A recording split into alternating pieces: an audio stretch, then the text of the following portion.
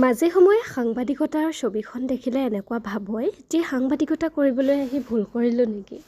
পঢ়া শুনা কৰি অন্য এটা চাকৰি বিচাৰিব পাৰিলোঁ হয়, কিন্তু কেৱল মাত্ৰ নিচাৰ বাবে এই সাংবাদিকতা বৃত্তি কৰিবলৈ আহি ৰৈ গৈ ভুল কৰিলোঁ নেকি। কেতিয়াবা ৰাইজে কোনোবাই দিয়ে আমাক গালি, কিন্তু তাৰ মাজতে বহুতে আকৌ মৰম কৰে, বহুতে আকৌ আশীৰ্বাদ দিয়ে।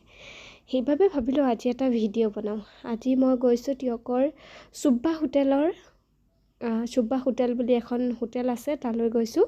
তালৈ মোক আজি মাতিছিলে মোৰ এগৰাকী মৰমৰ ভণ্টি ৰাধিকাই।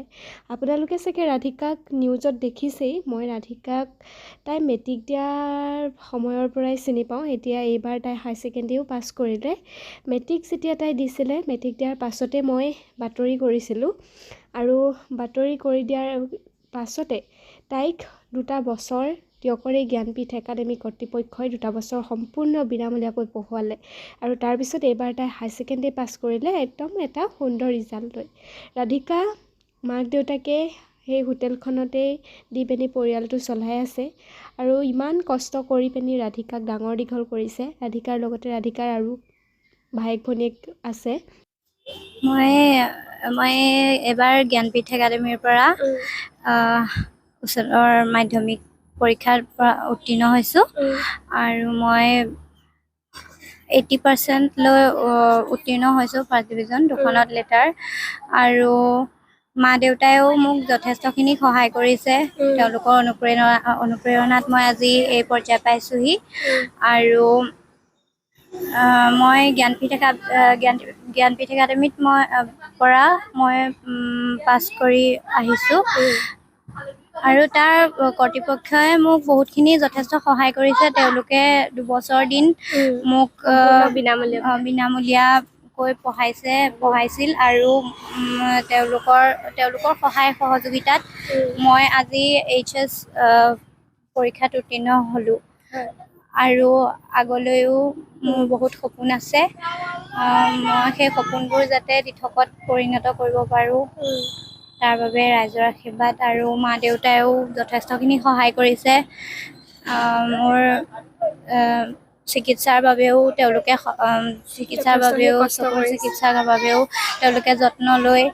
আৰু আমাৰ এখন সৰু হোটেল আছে, সেই হোটেলতে তেওঁলোকে সেই হোটেলৰে উপাৰ্জনেৰে আমাক পঢ়ুৱাইছে। মোৰ এজনী সৰু ভণ্টিও আছে, তাইকো পঢ়ুৱাইছে, আৰু এটা ভাইটিও আছে।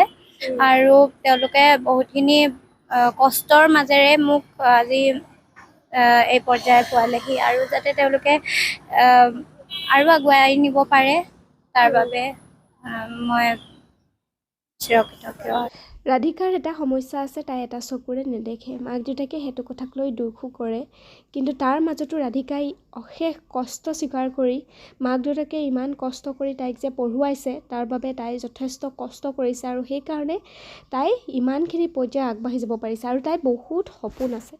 ভাবিলোঁ আজি ৰাধিকাৰ সৈতে অকণমান মনৰ কথা পাতোঁ। আজি তাই মোক হোটেলত ভাত খাবলৈ মাতিলে।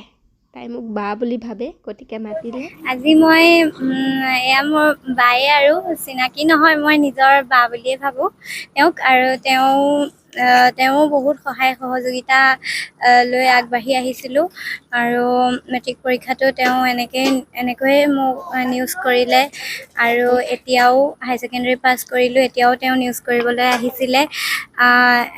আজি বহুত দিনৰ পৰা তেওঁলোকক এসাঁজ ভাত খুৱাম বুলি, সাফল্যৰ এসাঁজ খুৱাম বুলি মই আশা কৰি আছিলোঁ। আজি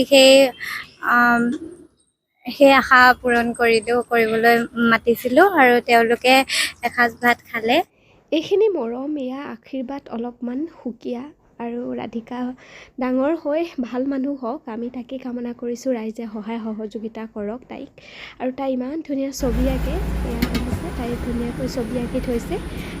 ৰাধিকা এগৰাকী খুব প্ৰতিভা থকা ছোৱালী, আৰু তাই যথেষ্ট প্ৰতিভা আছে। তাই বহুত দূৰ আগুৱাই যাব, আমাৰ শুভাশীষ সদায় আছে।